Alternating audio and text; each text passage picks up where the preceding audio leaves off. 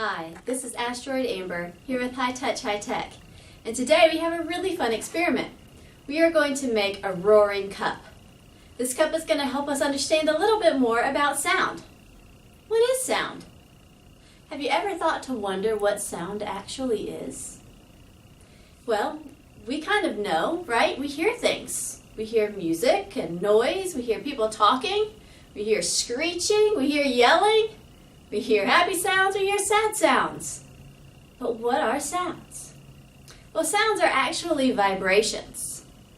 Vibrations, like moving up and down.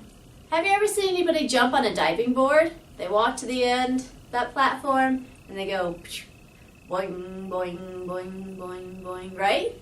That's a diving board moving up and down, very similarly to how vibrations work in making sound.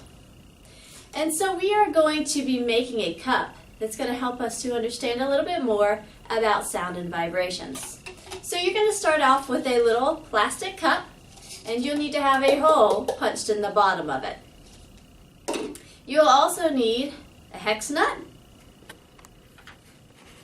and a string. A cotton string usually will work best. Water is also a very important thing, and pencil can sometimes be a helper.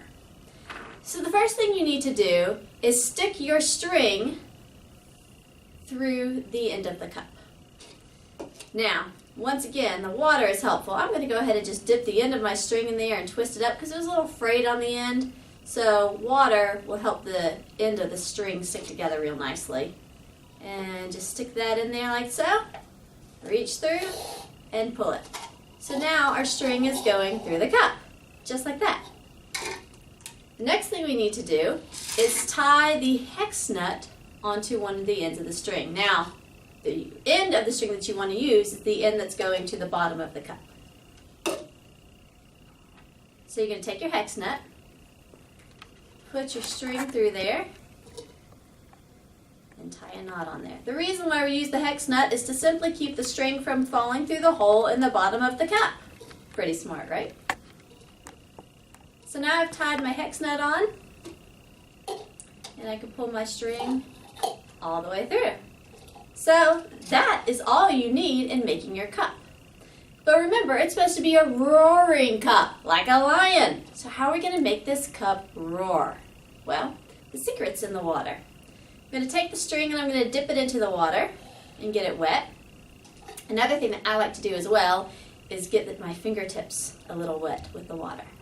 Reach on up in the cup with one hand, the other hand is holding onto the cup. You're squeezing the string, you're squeezing the string between your fingers. You're going to pinch it and pull and listen to our cup roar. Let's try again. There was one. Oh yeah, now we're getting louder.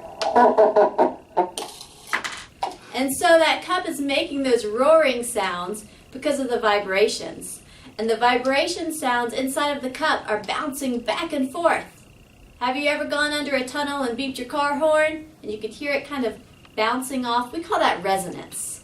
And so the sound is able to kind of linger inside of the cup, and it's also amplified because of the shape of the cup, thanks to a little thing that we call resonance. Well, I hope you've had so much fun today at making your roaring cup. I hope you'll have a wonderful time letting it roar.